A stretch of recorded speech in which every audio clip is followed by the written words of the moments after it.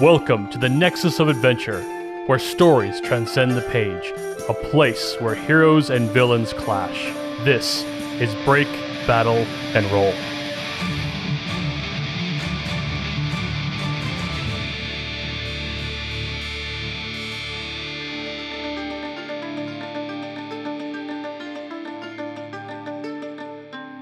It is once again time to break, battle, and roll, and it is a very anticipated time to break, battle, and roll.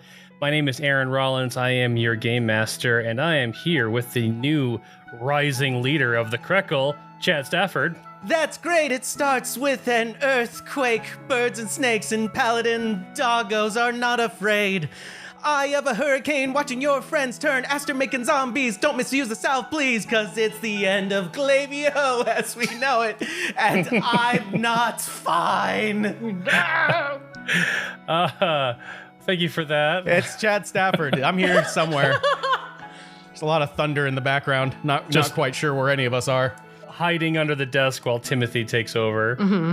I'm also here with the fastest old woman the Apostleship has ever seen, Janelle Wilke. Hello, playing Flowerkraut. And pillars of stone may break my bones, but whips and chains excite me. Oh man, you guys came ready today. Yeah.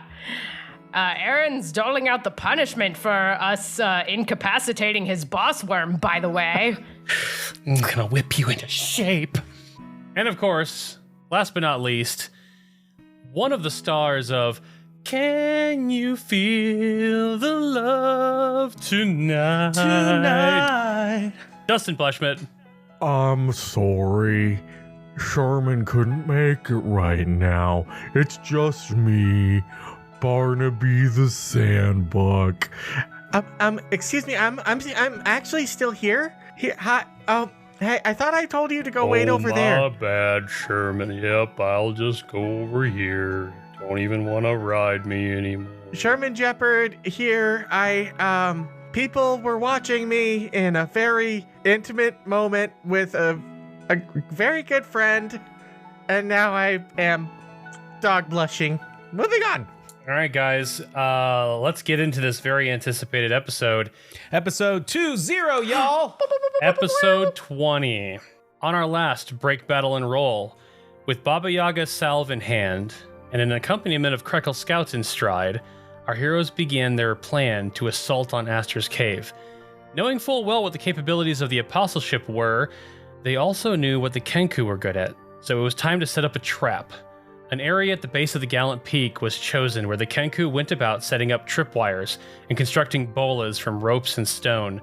As time was of essence, Sherman volunteered to lead the disciples down the mountainside using his newly learned spell, Summon Steed. Everyone was introduced to Barnaby, the celestial sandbuck. Sherman hopped on his back and headed up in hopes to lure as many down as possible, and after a little showboating, 4 disciples, Bernice, Maris, Hanlon, and Silas, broke position and chased Sherman back down to the ambush zone, nearly catching up to him even with Barnaby's speed. The trap was sprung as some of the Apostleship fell for the trip ropes, while others simply cleared them. Flowerkraut had distributed some of the salve to Timothy and Brandy, giving them the chance to apply it when the opportunity presented itself. Bernice kicked Sherman from Barnaby's back, but he was able to remount and continue moving. Hanlon tripped on the first trap and was restrained by Kenkus throwing bolas. Silas retaliated by knocking one of the scouts unconscious with 2 swift blows. Flowerkraut raced out and smeared Hanlon's forehead with the salve, resulting in him screaming out in pain before falling unconscious. It was clear at this point that the salve was violently splitting the mind from the spell being suddenly severed. Sherman jumped from Barnaby's back and tackled Bernice, screaming, "Snap out of it!" and headbutted her, holding her down. Brandy leapt out from her hiding place and landed on Maris, smearing her forehead and breaking the mind control. Timothy then raced to Sherman's aid, applied his salve to Bernice's forehead and incapacitating her momentarily. Taking on the last disciple, Flowerkraut sprouted her mirror images, avoiding Silas's attacks. In an epic dual strike move with her last remaining clone, Flowerkraut outmaneuvered the Apostleship disciple and applied the salve to his forehead. With the encounter over, Timothy ran to the aid of the injured Krekel scout, and in an emotional moment, Sherman shared a gentle kiss with Bernice after healing her pain. As the party regrouped to continue forward, Bernice warned Timothy that the Helix were digging in the mountain and that Caliphran was guarding the entrance. Sherman headed up first, and Bernice gave one more chime to Timothy, telling him to tell Sherman to keep his head together. The group reached the top of the ridge near the cave entrance and saw the 3 remaining disciples, fists up, ready to fight. Out from the darkness of the cave stepped Caliphran. He removed his upper robes and pulled a whip from his waist. He looked at Flowerkraut and uttered the words directly from Aster's mouth. Flowerkraut, you should have joined us. I would have considered sparing these people for you. You could have given us the last remaining pieces of the heart and taken your place by Mother's side. Now I have no choice but to take them from you and your friends. Everyone here will suffer thanks to you.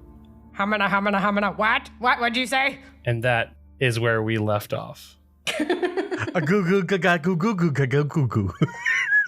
And one more time. Can you feel the love tonight? Oh, I can see what's happening. I can see everything that's happening. What? You're face to face with greatness and it's strange. Wait, wrong song. That's a good shot. That's a good shot of Timothy being like, I can see what's happening. What? Now, that was earlier. All right, guys. With Caliphran ready to fight, it is time to break battle and roll initiative. If I'm gonna roll that, at least it's on initiative. It's a 6. I didn't do much better. I rolled a 5, so that's an 8. What's the worst thing on the D20? A fuck. Sherman's not ready. He definitely wasn't ready for the unrobing. so that's a definite. That is a 1 with no additions. Okay. Well, you guys are not going to be happy to know that the Apostleship are like anime style disappearing from where they are and are flying at you. So their initiatives are pretty damn high. Are you telling me they rolled better than a 1, a 6, or a 5? I don't think so. So let me get the rest of these folks in here. I can see what's happening. Fuck! And we are totally screwed. Ooh! Us! Damn it! Oh, should I roll for Brandy's initiative? Sure. Yeah. Okay, +2, so she's 10. Okay. Brandy goes before any of you guys go. Oh my god. The world is saved. Brandy's going before you guys. Brandy doesn't succumb to the shirtlessness of Caliphran the way the rest of us do. Oh, but if he takes off his hat. Oh, that sexy brain. That's what I'm really interested in. So a little bit of information before we jump into this. There are 3 disciples remaining, and then there's Caliphran. You guys had broken the spell on 4 in the last episode. They are all recovering down in the Pillars of Salt with some of the Krekel scouts. You had assigned 3 scouts to remain back there, so essentially the one that was injured and then the 2 additional scouts to watch over them. You have 5 scouts with you. Now the scouts are essentially a tool for you to use during combat. You can use your reaction to give them a command, whether you want them to throw a bola or to try to wrap up. Essentially, the scouts are all equipped with bola. They each have 1. They have rope, and they have they have a short bow and arrows. So, as a reaction or as a bonus action, basically, you can command 2 Krekel at a time. to do something, as kind of like an added little tool that you've got in your pocket. I will also remind you that Flowerkraut, when you created the salve and you looked into how much it would take to break the spell, you determined that you had 10 applications of this stuff. Mm-hmm. You have used 6 applications already, 1 for yourself, 1 for Sherman, and 4 for the 4 disciples that you've broken free. There are 4 people in front of you, but if you use the salve on all of them, you are left with nothing after that. Yay! Little to think about. Let me also paint the battleground here for you. The entrance to Aster's cave is set before a very flat surface, and there are cliffs on both sides of it. I would say that this area that you're standing on is roughly a 60 by 60 square. Let's just make it simple that way. On the west side of this square is a cliff that would, if you went down it, you would basically fall down towards the pillars of salt. If you're where you are, there is a path behind you that you just came up that wound up the side of the mountain. On the right side of you guys is a cliff that's right down into the sea, because you're on the edge. You're like on the side of the mountain here. Past this is, you know how Glavio has basically cliffs that form the perimeter of the island. So you've got sea to your right, pillars of salt down off the cliff to your left. Directly in front of you is more sheer mountain with a cave entrance, and you've got the Apostleship standing in front of it. Initiative starts at 23 with the Tabaxi disciple, Hidden Clover. She is going to fly forward, and she is going to go after Sherman Gepherd. Oh. Hidden Clover uses her voice to speed towards you. So she closes, she basically can dash as a bonus action with this ability. But like I said in the last time, if they use their voice to increase their speed, they can't use their voice in their strikes because it's limited to what they decide to do each turn. So she clears the whole distance to get to you, and she's going to attack you twice with her strikes. Okay. All right, here we go. One of them missed. She rolled a 23 on the other one to hit you. Oh, that's definitely gonna do it. So she doesn't get quite as much of a bonus to this strike as she normally would, and it's not force damage anymore, it's just bludgeoning damage. So you take 8 damage because she rolled a max on the die. Oh, wonderful. I'm so glad that she came over to give me a hug with her fist. So Hidden Clover just literally, I mean, there's just More like hidden clobber, am I right? just a trail of dust, and suddenly she's in front of Sherman, and she swings once. You have your shield up just in time to block one of her punches, but the other punch catches you right in the jaw. Next initiative is Tondo. He is the human, one of the other human disciples. He is going to run after. We're going to give this another random roll. Essentially, there is also a chance that he can go after the Krekel Scouts. This one's going after Flowerkraut. Ah! He will also bonus action to move across as fast as he can, and he comes up and swings twice at you. Just spinning kicks. 16 to hit and 25 to hit. It missed. Haha. Tondo's feet are coming right at me. You take a total of 7 bludgeoning damage from both of those hits. Ouch. Next up is Caliphran. Caliphran walks up slowly. He's not dashing forward. And he takes up a defensive position kind of in front of the cave. It looks to appear that Caliphran is more concerned about not letting anyone pass him. So he is going to ready an action for anyone who gets too close to him. And then after him and Delisar, yes, they all rolled up there. They rolled a 23, a 20, a 19, and an 18. The Apostleship are fast, and they all have high dex. So But they're so fast. and Delisar is a pallid elf. She is kind of a moon elf, apostleship disciple. And because the other two have already flown at the other two opponents, I'm going to go ahead and roll between Timothy and the Krekel Scouts. Let's see which one she goes after. Funny enough, she's going after the Krekel Scouts. Oh no! Uh-oh. She flies forward. Burst of speed. She misses twice. What? She overshoots it, and you also see that these scouts are observing what's going on.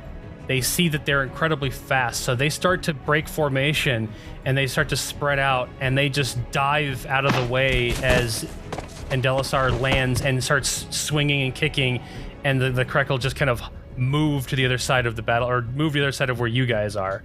It is now Brandy's turn.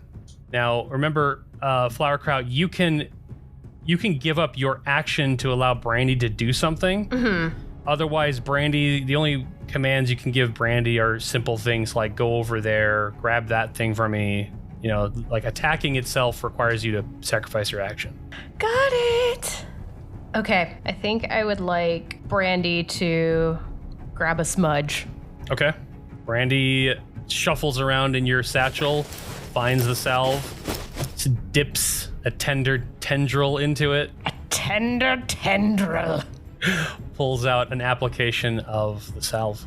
I don't know if I want anyone landing hits on her right away, so I think I'll have her climb up a wall since she can do that. Okay. She jumps out, and there's some rock face behind you guys, so she easily can jump up on that.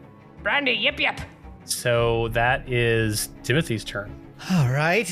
I don't think I'd be able to get everybody with this attack because the range is only 30 feet. So think of it this way. You guys are no more than 10 feet from each other. You're standing on the other side of the field from where Caliphran is. And you've got a disciple in front of Sherman, a disciple in front of Flowerkraut, and a disciple in kind of near where the Krekel are. Definitely going to cast Bane on as many people as I can. That's going to be my first move. You can hit all three of the disciples, but you can't reach Caliphran. Yeah, well, that also means I can, because if I cast Bane at a second level, that gives me one additional target, which I think means I would be able to hit 4 people. So I'll save my second level spell slot and just cast Bane at a first level, which still lets me hit 3 people. So I'm going to go ahead and bring out the big guns. All right, guy, it's time to shine. All right. They are rolling a charisma save? That is a charisma save, and the DC is 13. All right, so let's start with Hidden Clover, who's fighting Sherman. Hidden Clover rolled an 18. It's very rude. Tondo, who is fighting Flowerkraut, he rolled a 5. He is baned. Yes. I'm gonna mark it now so I remember. Ah, fresh meat for the grinder. And Delisar, who is fighting the Krekel, rolled that's an 11. And Delisar is also baned. Good. I have 2 arms for which to deal out the beatings. God damn. Yeah. Didn't need my 3rd arm. Oh. All right. Bane, Bane is so spicy today. Bane, buddy, this is a family well, I mean, that's Watch debatable. your mouth or you get the 3rd arm. All right. It is anything else, Timothy? I only have 1 left, but I think I need to give a bardic inspiration to somebody. I looked to Flowerkraut and I looked to Sherman. Ooh, who do I love more? Shermy. Kidding, I love you both equally. I'm gonna give bardic inspiration to Sherman. All right. Sherman, you feel the warmth, inspiration of Timothy's loot. Anything else, Timothy? Are you moving at all? I'm going to stay because I don't want to be either too far from Delisar, and I also want to wait to see what Caliphran's got up his sleeve. Okay. Flowerkraut, it is your turn. Or, I'm sorry, he has no sleeves right now. Oh my. You can see everything up his sleeve right now. So it's Andalisar, Tondo, and Hidden Clover, Yes. as well as Caliphran. Yep. Cool. So you've got Tondo in your face right now. All right, I'm gonna cast Infestation on Tondo. Okay. Get him off my face.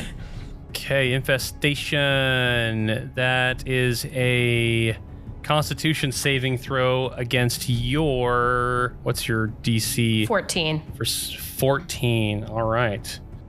Man, he rolled a 13. Woo! Something good happened. So close. All right, and now I believe he moves in a random direction. Go ahead and roll a d4, and I will tell you. Oh, okay. And then it'll also do some damage as well. 2d6 worth now that I'm level 5. Oh, hell yeah. I like to think she just summons a bunch of little baby grubs. Grubs. Yeah. Yes, grubs just stick to him. Aw, yay! Little grublings. Okay, I rolled a 1. He's moving north, which is exactly where you'd probably want him to move because that's away from you. That's directly away from you. So he Yes. moves 5 feet as he's swatting at the baby grubs, if that's what you're summoning on him. Baby grubs. Oh, and you know what? He's also Bane, so even if he had made that roll, he would have really not made that roll. Wormy babies. Okay, How much damage? he got 7 dammies. 7 poison damage. That's not bad for some grubbies. Yeah. All right. What else you doing? Infestation is an action. So I just have movement and... But since you did move him away from you, you can move anywhere you want without taking an attack of opportunity. Ooh, that's true. I suppose I'll move so that I'm basically, like, if he gets in my face again, I'm ready for Brandy to do a drop down onto his head. Okay. So I'm kind of positioning myself underneath Brandy, who is hanging out on the cave wall. I love it. All right, you back up to the wall. Brandy's up, ready to do what Brandy needs to do. Sherman, it is your turn. Sure, man. So Sherman's like, I can't hurt you, but I gotta hurt you. He puts his shield on his back, and he's like, all right, I'm real sorry about this. And he tries to punch her in the face. Okay. Okay. Here goes nothing. That's a 21 to hit. Wow. Oh. Yeah, you just hidden clobbered her back. Okay, I have a question. Can you divine stun? Like, can a smite be non-lethal? I would not say that you could do that because it is all about smiting, and smiting is killing something. That's what I thought. So that's 5 damage, and then since I'm doing unarmed strikes for the first time, I guess I'll use my bonus action to punch her one more time. Well, you are level 5. You can hit her twice. Oh, I can hit her again with my main. Oh, it's been a while. All right, yeah, let's do one more. I also have 2 hands. Usually one of my hands is just a shield. All right, let's try one more time. That's a 2 on the die, so I don't think that's gonna cut it. That's 9. No, that did not hit. All right, let's try the southpaw then. Here we go. Left hand punch. All right, that's 14. She deflects that last hit as well. All right. Well, I'm not very accurate with these meat wads. Fistful of beans. Okay. Well, I'm not gonna leave her threat area, but I'm gonna kind of rope-a-dope around to the other side. Okay, so you're putting yourself on the north side, like Caliphran would be behind you. Yes. Okay, got it. Yes. So you circle around. How do the squad reactions work? You can command the squad to do something At any time? at any time, and as long as they haven't done anything yet, they're free to do it. And it depends Okay. also where they're positioning it. So like if you asked Krekel to wrap up someone, they would need to be within, the range to do that. But if you want them to throw a bola, they can do that. Okay, I'll keep that in mind. Okay. Well, at the end of your turn, it's the end of the round, the 5 Krekel scouts were not given any commands, but they will act on their own if they aren't given commands. They all are going to gang up on Nelisar because she came after them and they kind of like dodged out of the way. So you see the 5 Krekel, well, 3 of them, because you can only get 3 of them in to be able to do this. There's only room for 3 to do this. They start running past her, around her with rope to see if they can entangle her. So let's see how they do. So this is going to be a contested check against her acrobatics because she is going to try to dodge out of them wrapping her up.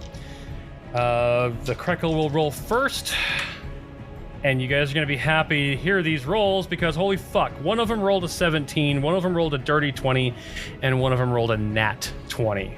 Yay! Way to go, my Krekel brethren! She is going to roll 3 contested acrobatics checks.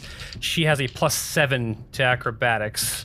I'm sorry, she's +6 to acrobatics. But she also has burn! She failed all 3 of the checks straight up. I mean, like one of them she rolled a 21, but the Bane brought it back down to a 17.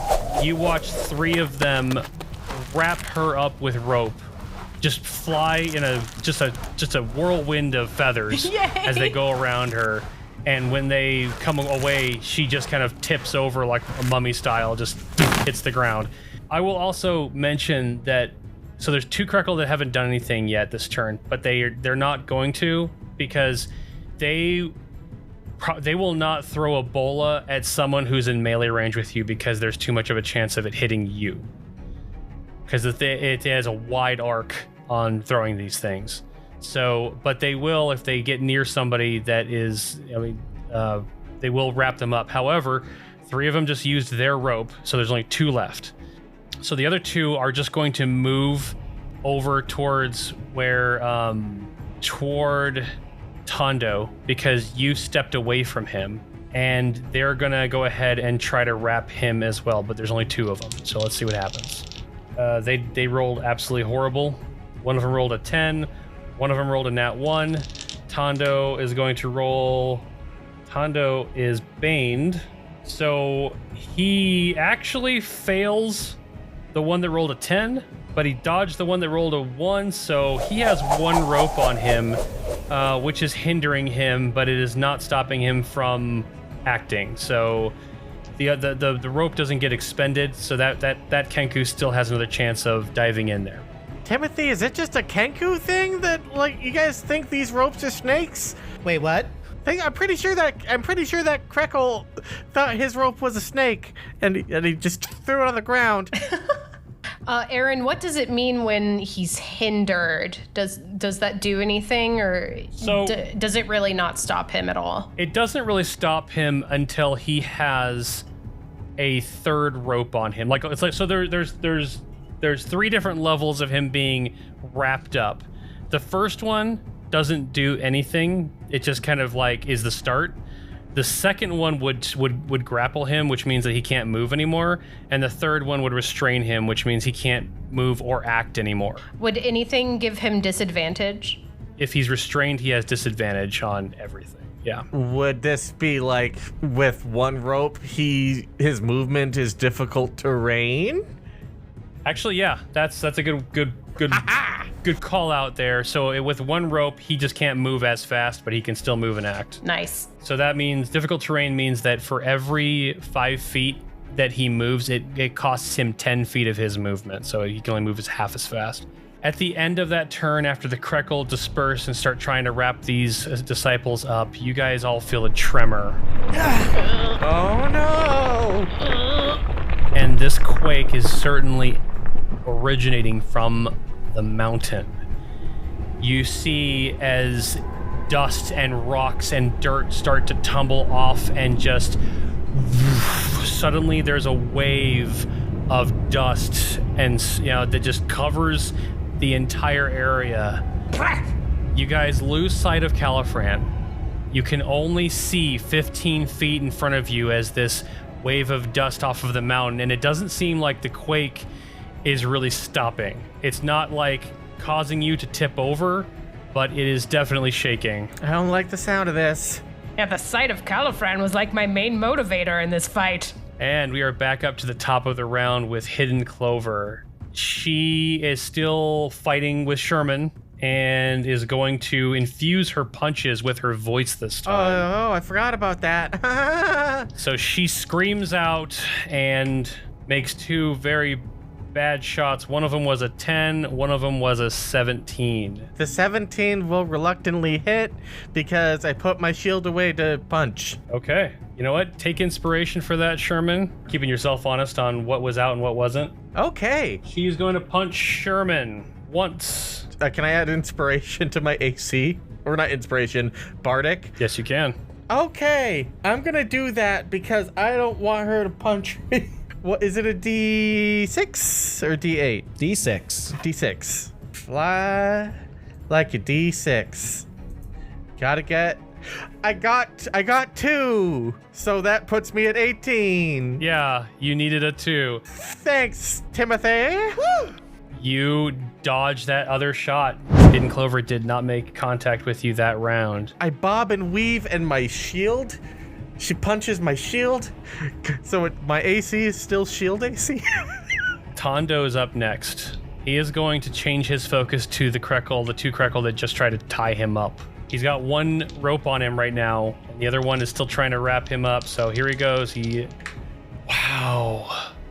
He is, he's having some trouble. He rolled 2 12s, misses both as the Krekel are just weaving and dodging around him. And he's like bellowing as well. You can see the energy, coalescing around his fists, but he's not making contact with these quick little birds that are jumping around him. Are they jumping around him going, the Apostleship? The Apostleship. They're jumping around. They're jumping around going, pay your taxes, pay your taxes. It is Caliphran's turn. You guys can't see Caliphran. Timothy, a whip flies through the dust. Does anyone else smell whip? He steps basically into view within 15 feet of you. This is cruel whip. Cruel. I'd be laughing right now if I wasn't afraid I was about to die. And the whip comes flying at you. He rolls an 18 to hit. Oh, that's gonna hit. He wraps the whip around you. I need you to make an acrobatics check. Just like a standard skill check with acrobatics? Yes. Oh, hi, Caliphran. How's it going? How's a 24 gonna do me? Holy shit. It wraps around you, and it does... it does 5 slashing damage, but but you slip out of it before he pulls, basically trying to grab you and pull you towards him. Can't touch this. You see that he's got his other hand ready for a strike, but he lowers it after seeing that he didn't pull you in. That is the end of Caliphran's turn.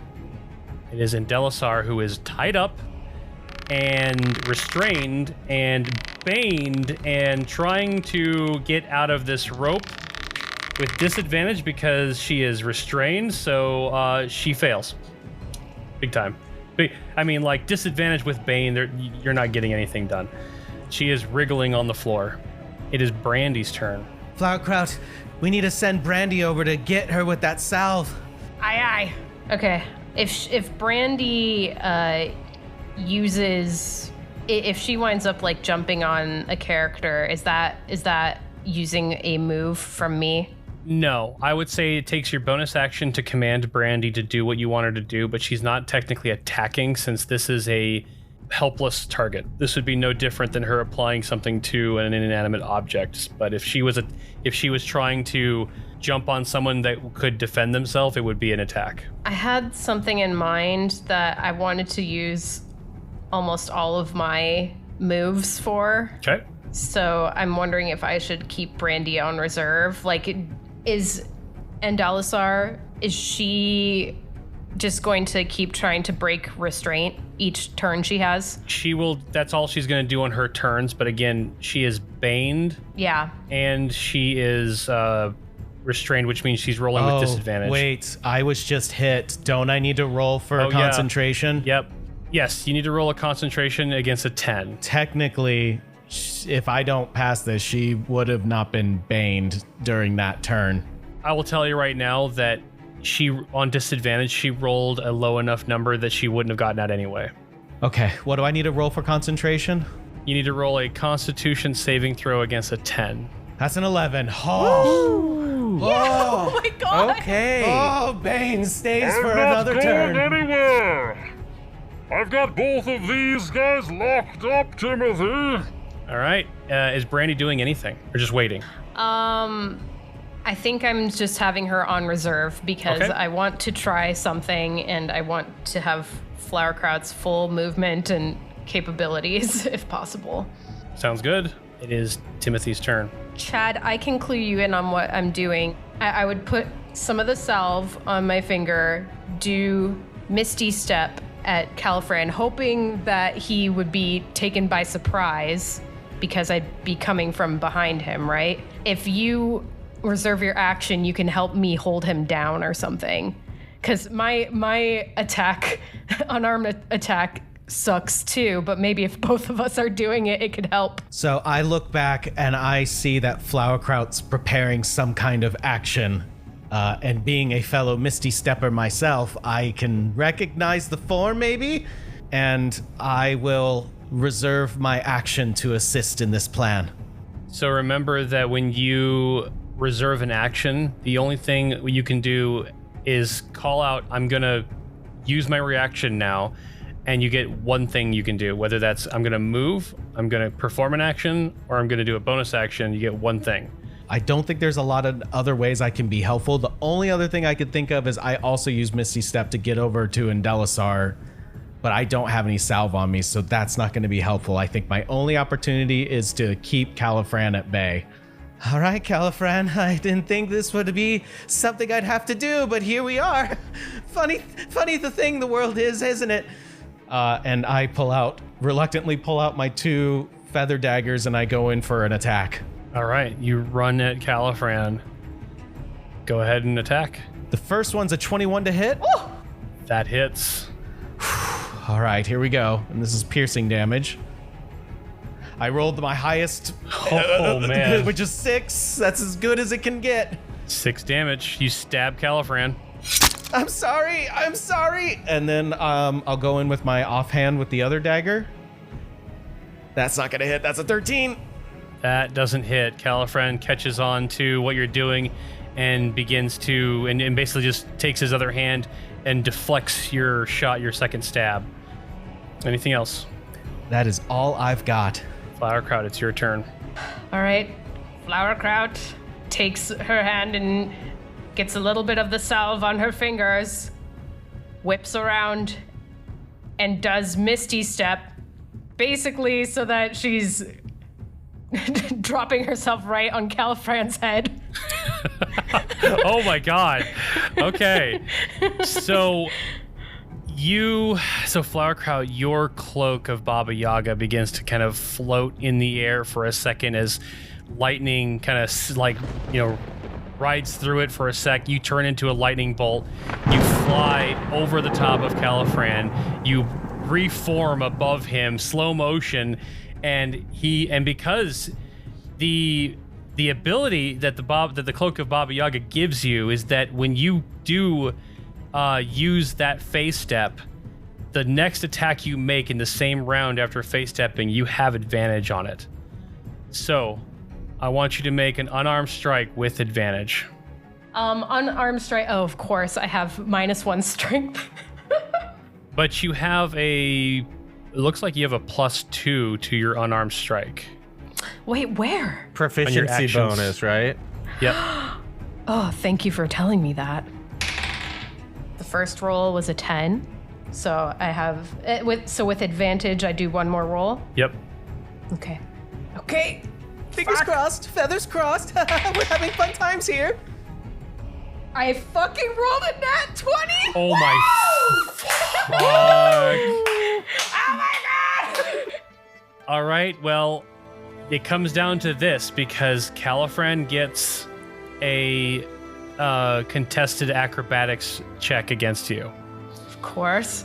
And as a Apostleship proctor, he's got awareness of pretty much anything around him. So this is only going to work if he rolls over a 22.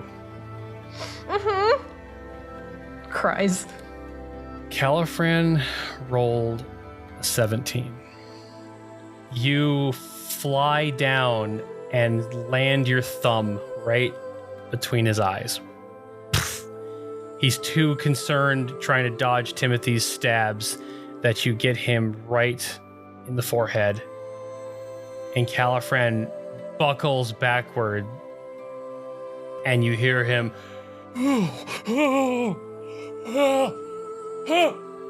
Flowerkraut's flailing on his head. Ah! Ah! I'm flailing attached to his chest with a dagger in it.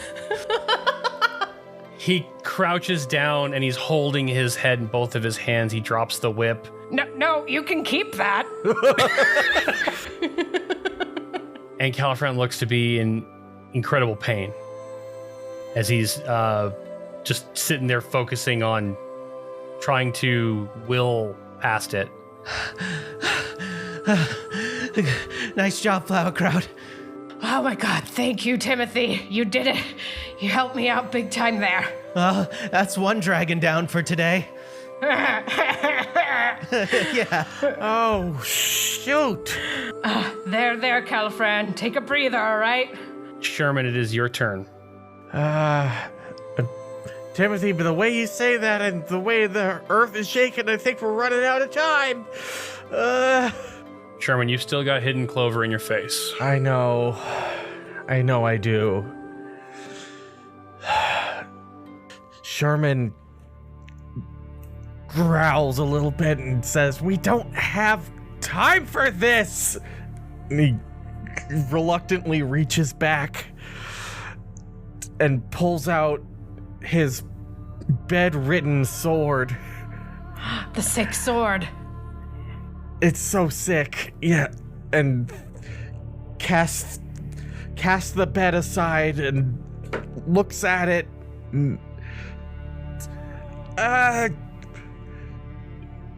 Just do it! And he like stabs it into the ground, maybe? I don't know. He doesn't know how it works. The second you grab the sword and throw the bedroll off of it, you watch as the sword immediately, the blade goes black. And the sword locks itself in your hand. And you hear... Finally. Look, CPAP, just do your shit. Let's get started, Sherman. And you feel yourself grow in strength twice over. You feel every ounce of radiant energy about you fizzle. And instead, you are now emanating necrotic energy. Bad. Dark. Sherman, you now are entangled with Sir Leon. You feel the sword's locked to you, but you still feel like you have control of yourself. I'm trying to chain people down so we can just go. Okay, here's how this works. You declare what you are wanting to do, and then Sir Leon declares what he wants to do. If you guys are in alignment, you do exactly that. If you aren't, you roll willpower checks against each other to see who gets to act with your body. Oh, shit. What? You both want to chain hidden clover. It happens. You now have the ability imprisoning chains. It counts as one of your attacks, so you can attack and use imprisoning chains if you want. You can only use imprisoning chains once per round. And it is a strength-based ranged attack, just like throwing a javelin. Okay. So I guess that's what happens. All right, you point your sword at Hidden Clover, and chains sprout from the pommel. Go ahead and roll a strength-based ranged attack. I have a javelin stat, so I'll do it. Let me. That also works. You are in close combat with Hidden Clover, so this normally would be a disadvantage roll. However, because you are in an entanglement with Sir Leon, he is essentially providing the help action to every attack that you make. So you are going to be rolling with advantage. Normally, in this case, it would be nullified out. You rolled a 25 to hit with it? Yeah, 25. 25. You wrap chains around Hidden Clover. Roll a d8 plus 4 damage. 5 damage. Hidden Clover takes 5 necrotic damage from the chains. I'm not good at being bad. And Hidden Clover is going to have to roll on their turn a strength saving throw to see if she can break out of these chains. They work very similar to the rope, however, they're more powerful. If she fails, she is she's going to roll right now to see if she gets wrapped. She does get wrapped. She doesn't break out. The chains are wrapped around her. She will try on her turn as like an athletics or an acrobatics to escape. However, similar to the ropes that the Krekel are using, you can apply up to 3 chains to a single target. If you apply 3 chains to a single target, they are locked down. They can't escape. Okay. Well then, I guess I'm not running away just yet. All right. It is up to the top of the round. The Krekel are going to go ahead and move because no one required them to attack any other targets. There's the 3 that got done tying up in Delisar. They are going to, 2 of them are going to go hold her down so that she doesn't even have a chance of trying to get out of the ropes. The other one is going to run over to help the 2 that are on Tondo. The 2 that's, the one that still has rope is going to roll to see. He gets a dirty 20. Tondo's going to try and dodge it. He does dodge it, but he's baned. Hold on a second. He's baned. That brings it down to, yes, he still does, even with the bane. He dodges it. Ah, slippery little fella. The 2 that don't have rope anymore grab their bolas and they both throw them at Tondo since he's not technically standing next to anybody. So they're going to throw. One of them hits. The other one literally tosses their bola over the cliff's edge because they missed so bad. Oh my god, no. Tondo, he gets hit by the bola, but he literally swings it around his body and throws it to the ground. So he takes some damage, but he's not gonna be entangled by it. So Tondo took 8 damage from getting hit by the rocks on the ends of the bola. Oh. So after the Krekel try to pin Tondo down, the quaking gets stronger. Everyone needs to make a dexterity saving throw. I have a situational bonus. Hold on. Oh, it doesn't matter. I got a nat 20. Nice. I got a 17. I got an 11. Am I just talking like this now? Everyone is still on their feet. The quaking just got a little bit stronger. The only person who falls down is Caliphran, who was already kneeling down in pain. He just kind of tumbles to the side and he's holding his head on the ground. Yes, sit down, old man. Timothy and Flowerkraut are just laying next to him. Hey, what you thinking? Hey, stop. Yeah. Oh no, I've fallen over. Oh no, I've fallen over again. I've fallen over and I can't get up. Help! Oh, but we're all gonna die. Back at the top of the round, Hidden Clover is wrapped in necrotic chains. And she is going to use her action to try to get out of these things. Just sit down. She gets out of the chains. I said just sit down. She had to use her action to do that, so she throws the chains off to the side and they kind of just dissipate. And then she puts her fists up like she's ready to keep fighting. Tondo is up next. He sees what's going on, that Sherman has changed somehow, that he's now slinging these chains out. He ignores the Krekel who are trying to take him down. He moves over to, he uses a bonus action to basically disengage from them. Moves over to Sherman, and he is going to strike Sherman. If he's disengaging, do the Krekel get attacks of opportunity? No, so the disengage is actually, if you have the, so normally anyone can take an action to disengage, which means I can move away from you without taking an attack of opportunity. Oh, I see. Some classes have the ability to use like a bonus action to disengage so that they can move away without taking those attacks, and that's what the Apostleship can do. So he moves over, he rolls a 21 and a 23 to hit you. Whoa. Sherman. Both of those are gonna hit me, and it's not gonna make me happy. Even with Bane? Thank you for reminding me. Maybe the 21. So the 23 went down to a 20, and the 21 went down to a 20 as well. They both still hit me. He's so feisty. I thought you worked out. Damn, man, that's where I have feelings still. Sherman, you take a total of 15 points of damage. Holy shit. That made me very upset. It is Caliphran's turn. He is on the ground, wincing in pain, and you can hear him. Oh, Flowerkraut. You can say my name. Thank you. I was here too. No? Okay. No, it was only Flowerkraut. Fine. Okay. You're Heisenberg. He doesn't do anything. He's still hurting. And Delisar is next, and she is being pinned by a couple Krekel, and also being tied down completely.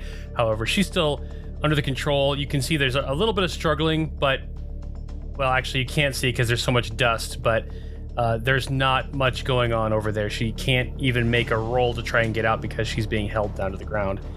It is Brandy's turn. I think just for the sake of not using every single bit of the salve left, like leaving ourselves one, I'm gonna ignore Delisar Okay. and have Brandy refocus on going after Tondo. Oh, good, because he beat the shit out of me. So I'm gonna have her just kind of orient herself to where he is. Good idea keeping one in reserve, because if we need to use it on a dragon, Yeah, you know, just that little. in case I need to do an unarmed strike against a dragon. Yeah, crazy things have happened. Brandy moves along the cliff wall and positions herself relatively above where Tondo and Hidden Clover are fighting against Sherman. And I think Flowerkraut wouldn't really have a great advantage in using her action, so maybe I'll just have Brandy do an action. Okay. So you're giving up your action. So what we'll do is that'll happen on your turn. Okay, great. So essentially, you use your action to give Brandy a reaction to do the thing. Timothy, it is your turn. You can hear fighting through the dust storm. I also hear a dark and mysterious voice, and I feel that I must run towards it. You need to stay down! I think I'm worried that I hear Sherman struggling with something, and now that Caliphran is okay, I guess, I'm gonna run over to where I hear all this commotion. All right, you run through the dust and you catch sight of two of the disciples fighting against a Sherman who is giving off this dark mist. Sherman? The music from Dragon Ball Z when it's kinda dangerous, that that's the kind of music that's playing. It's Majin Sherman. Which one of them looks to be potentially more dangerous than the other? I don't even. Tondo's got a rope around him. You know he's baned. Hidden Clover seems to be less damaged or less hurt, and you know that you did not catch Hidden Clover in the bane. I think I'm gonna try and attack the Tabaxi, Hidden Clover. Are you running over with your daggers? I'm gonna save some stuff in case we gotta use it on a dragon. So yeah, I'm gonna use my daggers. Is he passing by? You are, yes, he's going to be passing by you since you're on the north side of these two. So that is correct. I feel like Sherman, and this could be discussed if it has to be discussed, but I feel like Sherman would try to use his reaction to like stiff arm or like basically stop Timothy and say, "Don't get too close" or something, because of how hard she hits. Okay, so you can use a reaction to basically, you put your shield out, kind of like to stop him from running in. You say that to Timothy, and Timothy, you see the black mist coming off of him form the face of a lion's head and go, We got this. Sherman? Oh, that's not what it's about. No, that's not what I meant. I just meant, like, if you get too close, you can't get away. I mean, look at me. I've got a cut on my cheek and my eye's black. All right. And then instead I take out my lute and I cast Vicious Mockery against Hidden Clover. okay. Hidden Clover is going to make, A wisdom saving throw, it's 13. she fails, taking 2d4 damage. Go ahead and roll that. That's a whopping 2. Yeah, can you handle that? I mocked you. Really hurts, doesn't it? But she'll have disadvantage on her next attack. Anything else, Timothy? I look at Sherman. I'm unaware of what's happening, but I've obviously clocked that he's using his sword, and I'm worried for him, so I'm going to use my bonus action and cast Healing Word. Okay. And that's, I'm sorry, it's not much, but it's 4 health back to you. Okay, thanks. I feel like I've made him worse. I want to try to be nice. What's going on over there? Flowerkraut's just rubbing Caliphran's back. There. Miriam. Oh, Christ. Wait, who's that? Flowerkraut, it's your turn next. Cool. Which means it's Brandy's turn. All right, you use your action to give Brandy the command, and you said you were going to have Brandy attack Tondo with the salve? Mm-hmm. All right, give me Brandy's roll, which is going to be a dexterity, basically a dexterity check. Okay. Should I, have it be a tentacle attack where it adds, +4 to hit? Oh, yes, actually that works. Fantastic. Okay. So I'll roll a d20 and then add +4. Yep. Okay, here we go. All right, I rolled 17. So that's a 21. Okay. Brandy flies down. Tondo is very, very interested in Sherman right now and is going to see if there's any chance of dodging this little Cthulhu jumping down on him. His acrobatics, he rolled a 13. Oh. Brandy lands on Tondo because Brandy's so good at landing on people's heads. I learned it from her. She's the best teacher. And smears that tentacle over his forehead. Tondo screams and he holds his head as he's stumbling backwards away from Sherman. He kind of actually backs up against the cliff wall and slides down to a sitting position. Brandy has an attack in here called Nibble Brain, but it can only be used against small creatures. Oh, I would love to use Nibble Brain on him. So hungry. Are you doing anything else on your turn? Are you moving? You're just comforting Caliphran? Yeah, pretty much. Okay. Sherman, it is your turn. What do you declare that you want to do? Sherman would like to use a shove action to knock her to the ground and then start leaving towards the cave mouth. Sir Leon wants to chain her again. Of course, you kinky bastard. and then he wants to kick her off the cliff. So give me a wisdom saving throw. Wisdom save. Dirty 20. Sir Leon rolled a nat 20. What? His was. Oh, no. He rolled a clean 20. He rolled a clean 20. Yeah, right. Give me a ranged javelin. Just a single d20. You don't have advantage on this attack since she's right in your face. Oh, it's 12. Okay, so the chains miss Hidden Clover. It's not what I want. She dodges it, but then you find yourself kicking her. You're essentially doing the shove action, but you're shoving her towards the cliffs. So give me a athletics check with advantage. How close are we to the cliff? You're pretty close. Like, is this one push and this is Sparta? Yeah. Oh, shit. 16? That's with advantage? No, it's not. 17. 17. She's gonna roll. Oh, Hidden Clover rolled a dirty 20 and stops herself from going over as you push her. That is the end of your turn. Did you still... Well, he had control of you for the full round, so he decides not to leave the fight. I used my bonus action to tell him he's a bitch. It is the end of the round, and there's 3 Krekel that were trying to take Tondo down, but he was just leapt on by Brandy. So there's 1 rope left. They're going to try and tie it around Hidden Clover. She avoids them as well. She just kind of dances around.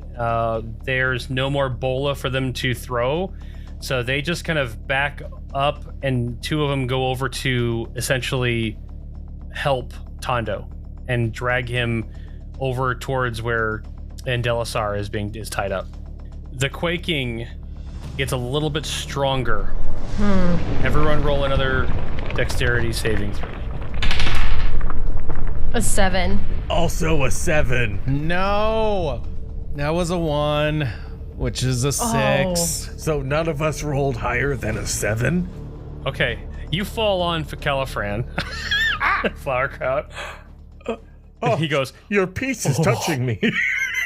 his holy symbol literally lights up as you touch him. Oh, God. And he quivers in your embrace. Timothy, you tumble to the ground as well as you do, Sherman. The tremors just absolutely break your footing. Hidden Clover's still on her feet. Just let me do this. Let me move. And it is her turn, so she takes 2 attacks on you, Sherman, with advantage since you're on the ground. Do it. The first one's a 24 to hit. Disadvantage. Disadvantage? She's vicious mockery, so that first one's disadvantage. You're right, actually, then it would turn into a normal attack because she has advantage, so... So it still hits?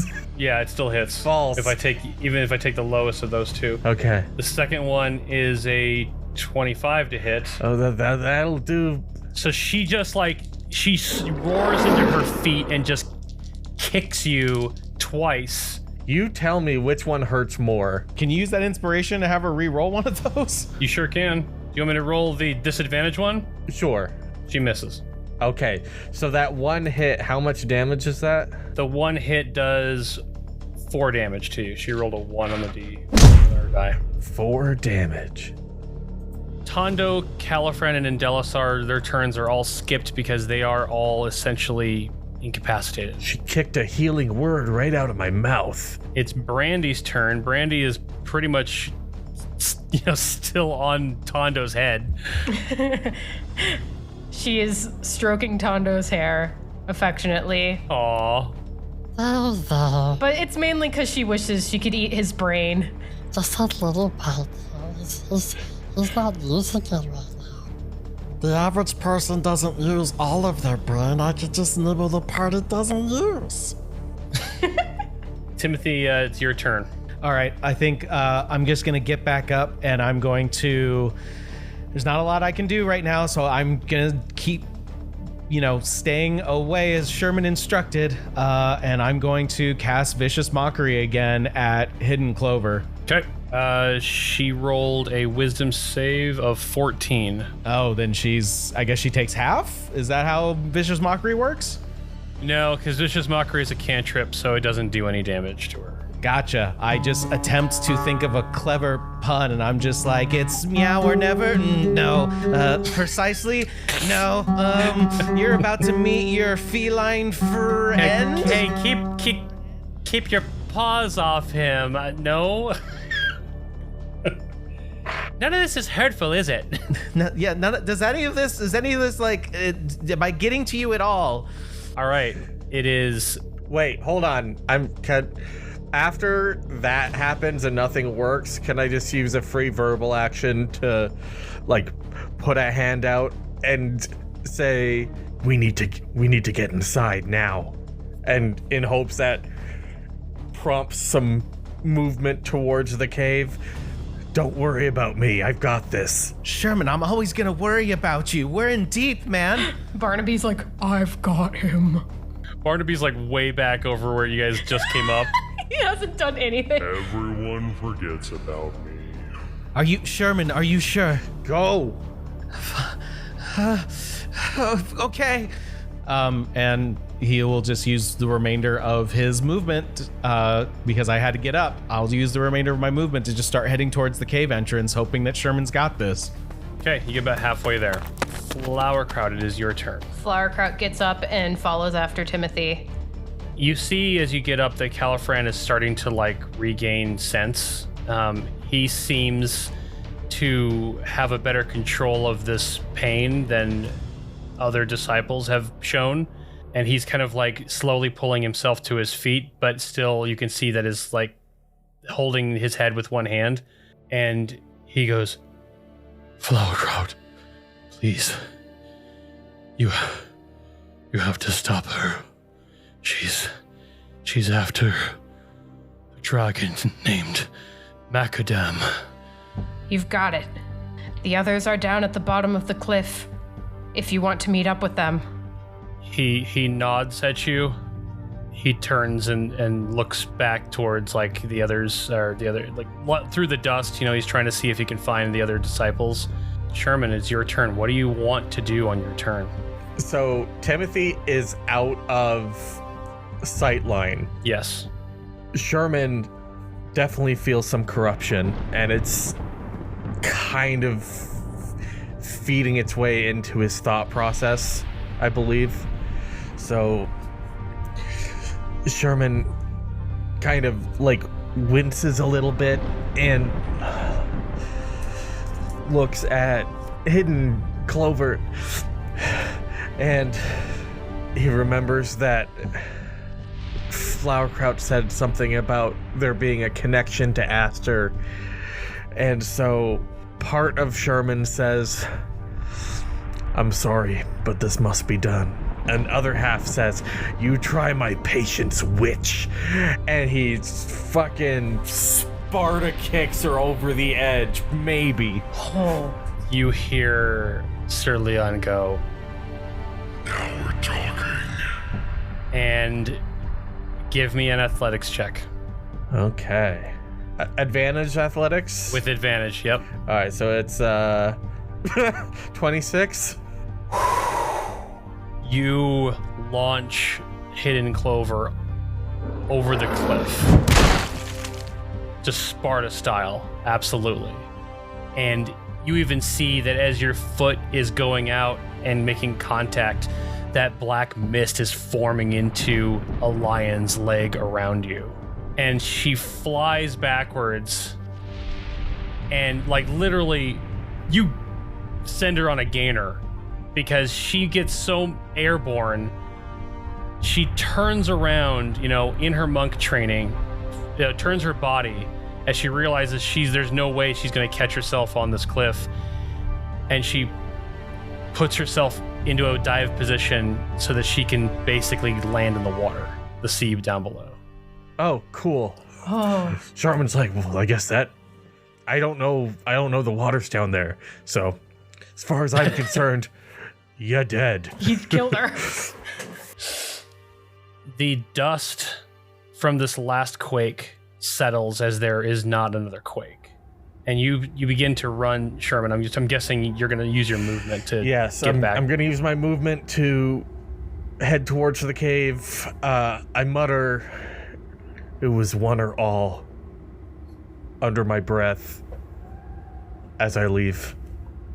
You start to move towards where Timothy and Flowerkraut are running, and you look over your shoulder, and the little bit of Sherman, that's concerned about Hidden Clover having been launched over a cliff, kind of peeks over your shoulder. The dust settles. The dust is coming down. It's still around you, but your visibility starts to break through, and you look out to the sea as where you had just sent Hidden Clover, and you see off in the distance a black ship approaching the island. Oh. You start running over and you see that Caliphran has kind of pulled himself up on his feet, and he's looking out and he sees the same thing. And as you're running past him, he goes, "Oh no," as he's familiar with this ship too. Can I say, "Get this ship ready, old man"? Oh yeah, absolutely. Yeah, he looks at you, and you get this very confused look on Caliphran's face. Because Califran's not that old. The testosterone is coursing through Sherman. It's like 4. Well, I mean, Sherman's 4, so everyone's old. But Sherman being a spicy ass to Califran's a new thing, so he's just like a spicy ass. So Caliphran, I'm expressing my anal glands.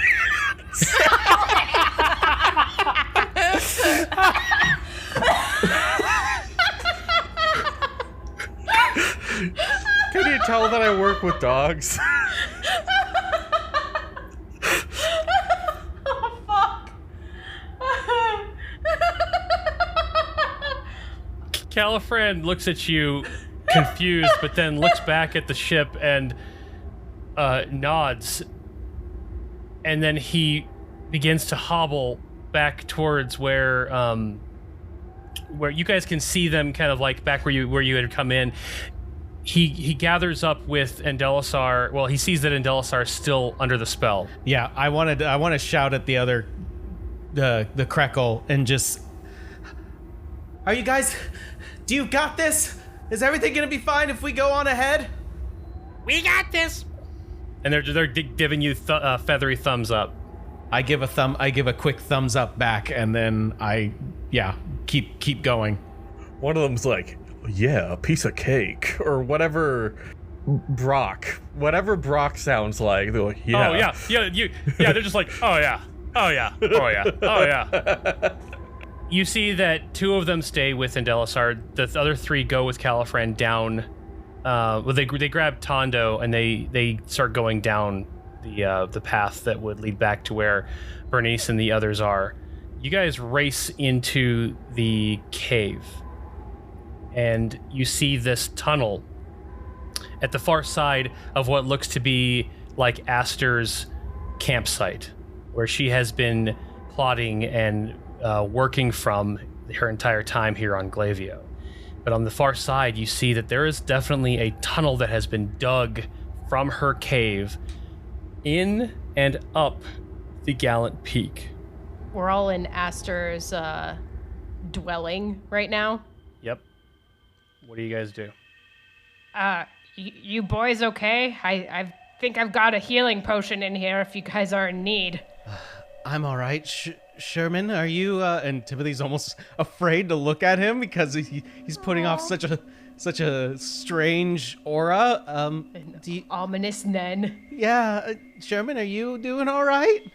Sherman just starts drooling all over his body as his lay on hands pool just empties, and he looks pretty darn ready to fuck shit up. That's 20 points. Whoa.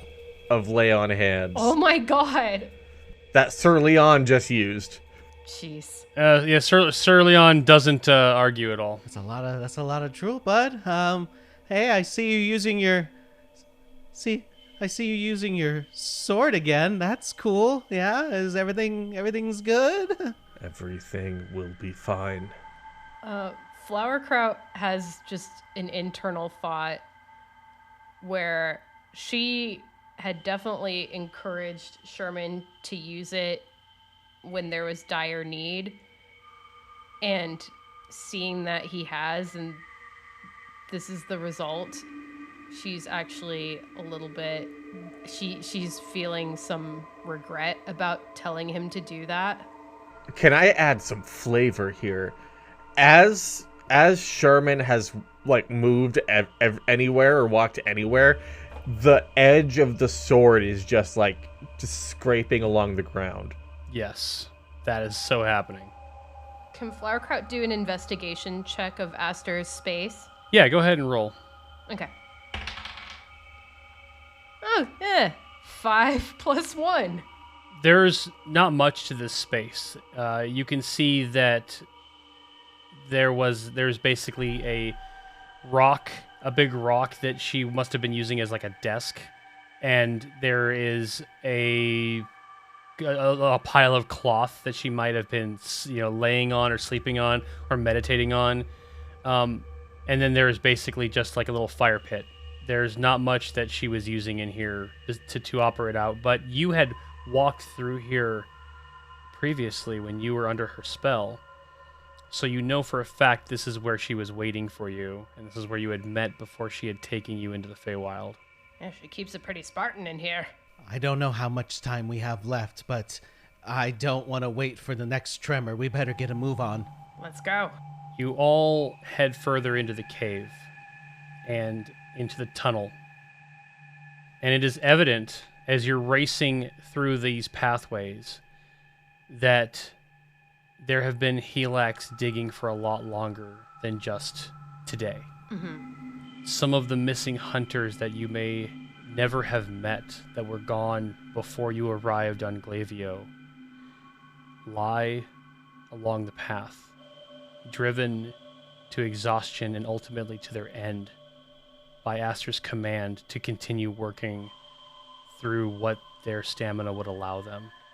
These hags are irredeemable. We have to stop them.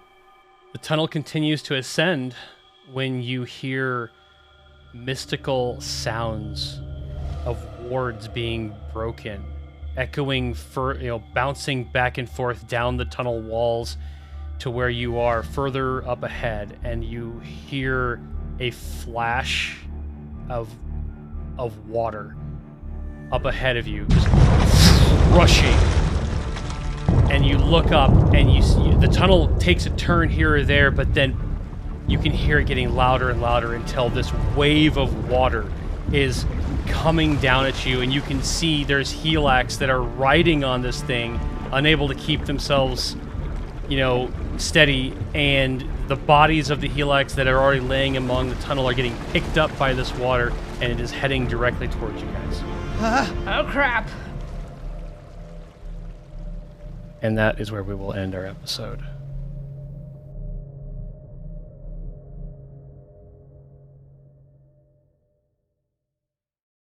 Winds with you, BB Army. Broken winds notwithstanding. Thank you for joining us on today's episode of Break, Battle, and Roll. We hope you're enjoying our adventure as much as we are in creating it. If you're looking for more ways to connect with Break, Battle, and Roll, follow our Instagram and Twitter, both at Break, Battle, Roll, or stop by and give us a like on the Break, Battle, and Roll Facebook page. Or if following the individual nerds is more your thing, you can follow Chad Stafford on his Instagram and Twitter at It's Chit Chad, as well as his YouTube channels, Chit Chad and Chit Chad Plays. You can follow me, Janelle Wilke, on my Instagram at janelle.wilke, or you can join Dustin Blechschmidt as he streams on twitch.tv/thefinaldestination. And follow his Instagram and TikTok, both at _final_destination. And his Twitter at FINL Destination. You can also find our beloved barkeep and dungeon daddy, Aaron Rollins, on Twitter at Arkuma, that's AARKUMA.